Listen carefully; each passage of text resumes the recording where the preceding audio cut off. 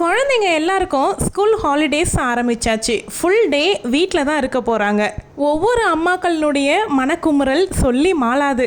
வீட்லேயே இருக்கக்கூடிய குழந்தைங்களை மேனேஜ் பண்ணுறது தான் பிக்கெஸ்ட் சேலஞ்சாக இருக்க போகுது. மொபைல் அண்ட் டிவி அதிக நேரம் பார்க்க விடாமல் ஸ்க்ரீன் டைமை குறைக்க நான் என்னுடைய குழந்தைங்களுக்கு எந்த மாதிரியான யூஸ்ஃபுல்லான ஆக்டிவிட்டீஸ்லாம் நான் ஃபாலோ பண்ணுறேன் அப்படின்னு இந்த வீடியோவில் உங்கள் கூட ஷேர் பண்ணிக்க போகிறேன்.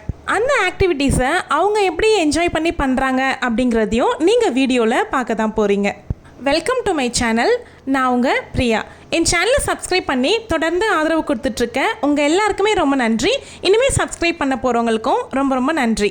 ஃபஸ்ட்டு என்னுடைய பசங்களுடைய ஹேபிட்டில் நான் ப்ரௌடாக நினைக்கக்கூடிய ஹேபிட் என்ன அப்படின்னா அவங்களுடைய சேவிங்ஸ் பழக்கம். இது வரைக்கும் என்னுடைய பசங்க ₹1 கூட அவங்களாவே தன்னிச்சையாக எடுத்துகிட்டு போய் கடைக்கு கொண்டு போய் எந்த ஒரு சாக்லேட்டோ இல்லை ₹5 சிப்ஸோ இந்த மாதிரி எதுவுமே வாங்கி சாப்பிட்டது கிடையாது.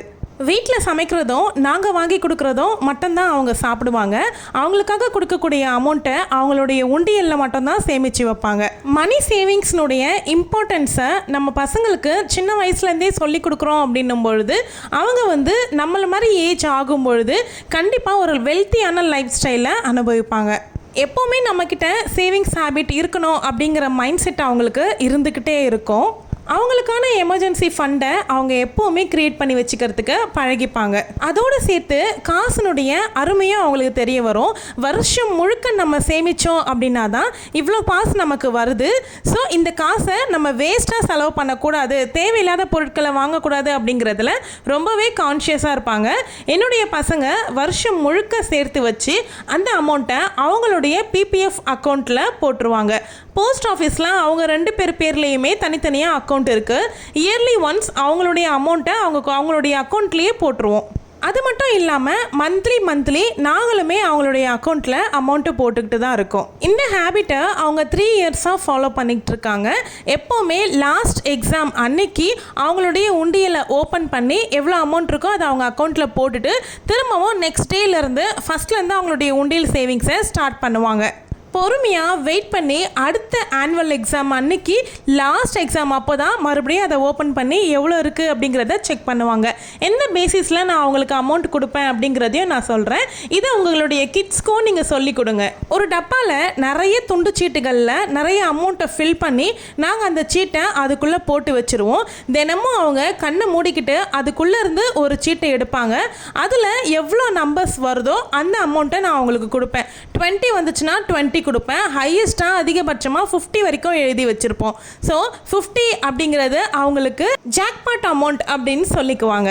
எப்போவுமே வருஷம் இந்த அமௌண்ட்டை ஓப்பன் பண்ணி கவுண்ட் பண்ணும்பொழுது ஒரு நாளுமே அவங்க கேட்டதே கிடையாது, இந்த அமௌண்ட்டில் நாங்கள் வேறு ஏதாவது திங்ஸ் வாங்கிக்கட்டுமா, எங்களுக்கு பிடிச்சதை நாங்கள் வாங்கிக்கட்டுமா அப்படின்னு ஒரு தடவை கூட கேட்டதே கிடையாது. அவங்களுடைய அக்கௌண்ட்டில் போடுறதுக்கு அவங்களுடைய முழு சம்மதத்தோடு அவங்க அக்கௌண்ட்டில் நாங்கள் போடுவோம். அவங்களுக்கு ஏதாவது பொருள் வாங்கணும் தேவை அப்படிங்கிற பட்சத்தில் சின்னதாக ஏதாவது டாஸ்க் மாதிரி கொடுப்பேன். அந்த டாஸ்க்கு அவங்க வின் பண்ணாங்க அப்படின்னும் பொழுது அவங்களுக்கு தேவையான பொருட்களை நான் வாங்கி கொடுத்துருவேன். ஸோ அவங்களுடைய சேவிங்ஸ்லேருந்து எடுக்கணும் அப்படிங்கிற கட்டாயம் அவங்களுக்கு கிடையாது. சேவிங்ஸ் எவ்வளோ முக்கியமோ அதே மாதிரி அம்மாவுக்கு கிச்சனில் ஹெல்ப் பண்ணணும் அப்படிங்கிறதும் ரொம்ப ரொம்ப இம்பார்ட்டண்ட் தான். அதை இப்போவே சொல்லிக் கொடுங்க பசங்களுக்கு. ஆம்பளை பசங்களோ பொம்பளை பசங்களோ கிச்சனில் கூட ஹெல்ப் பண்ணணும் அப்படிங்கிறத ரொம்ப இம்பார்ட்டண்ட்டாக சொல்லிக் கொடுங்க, ஸ்டார்ட் பண்ணுங்க. பெண்கள் தான் எப்போவுமே சமைக்கணும், பெண்கள் தான் எப்போவுமே கூட்டணும் அப்படிங்கிற எண்ணம் ஆண் பிள்ளைகளுக்கு மாறணும். சும்மா சிம்பிளாக உட்காந்து ஃபோன் பார்த்துக்கிட்டு டிவி பார்த்துக்கிட்டு இருக்கிற நேரத்தை கூட நீங்கள் இந்த மாதிரி ஒரு ஆக்டிவிட்டீஸ் கொடுங்க. அவங்க கைக்கும் அது யூஸ்ஃபுல்லாக இருக்கும். சின்ன வயசுலலாம் நம்ம மண்ணில் போய் விளையாடுவோம், இப்போல்லாம் அந்த மாதிரி விளையாடுறது கிடையாது. ஸோ அவங்களுக்கான ஆக்டிவிட்டீஸை நம்ம தான் சூஸ் பண்ணி அவங்களுக்கு எதில் இன்ட்ரெஸ்ட் இருக்குது அப்படிங்கிறத நம்ம கண்டுபிடிச்சி அதுக்கேற்ற மாதிரி கொடுக்கணும். ஸ்கூல் லீவில் முக்கியமாக இதை ஃபாலோ பண்ணுங்கள். ஈவினிங் டைமில் மொட்டை மாடியில் சின்னதாக ஒரு 3-4 தொட்டி மட்டுமாவது வச்சு சின்ன செடிகள், அதாவது ஈஸியாக வளரக்கூடிய செடிகளாக அவங்களுக்கு ஸ்டார்டிங்கில் பழக்கி விடுங்க. அதை அவங்க ஹேண்டில் பண்ணுற மாதிரி பார்த்துக்கோங்க. சின்னதாக தினமும் தண்ணி ஸ்ப்ரே பண்ணுறது, தினமும் தண்ணி ஊற்றுறது, அதுலேருந்து வரக்கூடிய புது லீவ்ஸு ஃப்ளவர்ஸு இதெல்லாம் பார்க்கும்பொழுது அவங்களுக்கு ரொம்ப ஆக்டிவாக ஆரோக்கியமாக ஜாலியாக ஃபீல் பண்ணுவாங்க. அவங்களுக்கு ஏதோ பெரிய சாதனை பண்ண மாதிரி ஒரு ஃபீலே வரும். தினமும் நம்ம தான் தண்ணி ஊற்றுறோம், இதுலேருந்து ஒரு புது இலை வந்திருக்குல்ல, சூப்பராக வளர்ந்துருக்குல்ல, அப்பா சூப்பர் அப்படின்ட்டு அவங்களுக்குள்ள ஒரு ஃபீலிங் வரும். மோனிஷை விட பிருத்திவுக்கு தான் பிளான்ஸ் மேலே ரொம்ப ரொம்ப ஆசை. அவனுக்கு இதெல்லாம் வளர்க்கணும், இதுக்கு தண்ணி ஊற்றணும் அப்படிங்கிறத சொல்லாமலே செய்வான். ஸோ அவனுக்கு இது ரொம்பவே பிடிச்சமான ஒரு ஆக்டிவிட்டி. ஒரு விதையை நட்டு வச்சு அதுக்கு தண்ணி ஸ்ப்ரே பண்ணி அதுலேருந்து முளைப்பு திறன் வந்து அதுலேருந்து பிளான்ஸாக உருவாகி வர்றத ஒவ்வொரு ஸ்டெப்பாக அவன் ரசிச்சுட்டே இருப்பான்.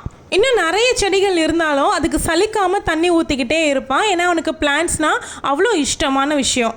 இதுவுமே குழந்தைங்களுக்கு ஒரு ஆக்டிவிட்டி தான். அவங்கள இந்த மாதிரியான ஆக்டிவிட்டியில் கொண்டு வந்துட்டீங்க அப்படின்னா அவங்க ஃபோன் பார்க்குற டைமிங் வந்து ரொம்பவே குறைஞ்சிரும். என்னுடைய பசங்க சொன்னால் நம்பவே மாட்டீங்க, 6 மாதம் ஆகுது ஃபோன் பார்த்து.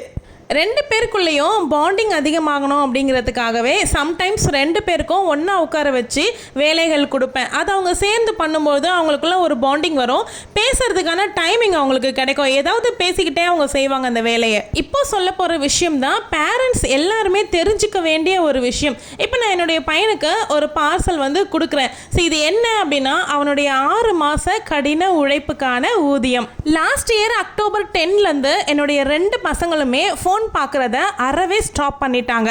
6 மந்த் ஆகுது. நான் அவங்களுக்கு என்ன சொல்லியிருந்தேன் அப்படின்னா ஆனுவல் எக்ஸாம் லாஸ்ட் டே அன்னைக்கு வரைக்கும் நீங்கள் ஃபோன் பார்க்கக்கூடாது. உங்கள் 2 பேருக்கும் 400 ருபீஸ் வந்து டாஸ்க்குக்கான வின்னிங் அமௌண்ட்டு. அந்த 400க்கு உங்களுக்கு பிடிச்சமான பொருளை நீங்கள் வந்து வாங்கிக்கலாம் அப்படிங்கிறத நான் சொல்லியிருந்தேன். ஸோ அதை அவங்க அக்செப்ட் பண்ணிக்கிட்டு 6 மந்த்தாக ஃபோனே பார்க்கல. தினமும் அவங்களுடைய ஹோம்ஒர்க் பண்ணுற டைமிங் போக ரிலாக்ஸேஷனுக்காக டிவி மட்டும் பார்ப்பாங்க கொஞ்சம் நேரம் நைட்டில். இப்போ ஆனுவல் எக்ஸாம் முடிஞ்சிருச்சுல்ல, ஸோ ஆனுவல் வெக்கேஷன் 1.5 மாதம் இருக்குல்ல, இந்த 1.5 மாதம் மட்டும் மார்னிங்கில் 1 ஹவர் மட்டும் டைமிங் சொல்லியிருக்கேன். மற்ற டைமிங்லாம் ஃபோன் பார்க்கக்கூடாது. பட் வீட்டில் ஒய்ஃபை இருக்குது அப்படிங்கிறதுனால வீட்லேயே டிவியில் யூடியூப் வரும், அதில் நீங்கள் பார்த்துக்கலாம் அப்படிங்கிற மாதிரி அவங்களுக்கு பெர்மிஷன் கொடுத்துருக்கேன். திரும்பவும் ஸ்கூல் எப்போ ரீஓப்பன் ஆகுதோ அந்த அன்னையிலேருந்து நெக்ஸ்ட் இயர் வரைக்கும் ஃபோன் பார்க்கக்கூடாது அப்படிங்கிறது ரூல்ஸு. அவங்களுக்கு கொடுத்துருந்த 400 பட்ஜெட்டில் ஸோ அவங்க 2 பொருளாக 3 பொருளாக சூஸ் பண்ணி வாங்கிக்கிட்டாங்க. அதில் ஒன்று இந்த அலாரம் கிளாக்கு. ப்ராடக்ட் வீடியோவில் டேக் பண்ணுறேன், வேணுன்றவங்க வாங்கிக்கோங்க. மோனிஷ்க்கு என்ன வாங்கணும் அப்படிங்கிறத அவன் முன்னாடியே சூஸ் பண்ணி வச்சுட்டான். அவனுக்கு லீவை யூஸ்ஃபுல்லாக கழிக்கணும் அப்படிங்கிறதுக்காக ஸ்டோரிஸ் புக் தான் அவன் வந்து ஆர்டர் பண்ணியிருந்தான். நான் எப்போத்துலேருந்து நிறைய புக்ஸ் வந்து படிக்க ஸ்டார்ட் பண்ணணும், அப்போத்துலேருந்து மோனிஷ்க்குமே படிக்கணும் அப்படிங்கிற ஆர்வம் வந்து நிறையவே வந்துருச்சு. ஸோ இந்த மாதிரி நல்ல ஸ்டோரிஸ் புக்ஸாக வாங்கி படிக்கணும் அப்படிங்கிற ஆர்வம் இருக்குது அப்படிங்கிறதுனால இது நல்ல விஷயம் தானே. அதனால நானுமே ஆர்டர் பண்ணி அவனுக்கு நிறைய மாரல் ஸ்டோரிஸ் எல்லாமே இருக்க மாதிரி வாங்கி கொடுத்துருந்தேன். ஒரு காம்போவாக வந்துருந்துச்சு இந்த புக்ஸு. இன்னும் 2-3 பொருள் ஆர்டர் பண்ணியிருக்காங்க, அதை நான் வந்து ஷார்ட்ஸில் ரிவீல் பண்ணுறேன். இந்த மாதிரியான ஆக்டிவிட்டீஸை உங்களுடைய கிட்ஸ்க்கும் நீங்கள் பழக்கி விடுங்க. வீடியோ பிடிச்சிருந்தா லைக் பண்ணி ஹைப் பண்ணுங்கள். சேனலில் ஃபஸ்ட் டைம் வரீங்கன்னா சப்ஸ்கிரைப் பண்ணிக்கோங்க. தேங்க்யூ.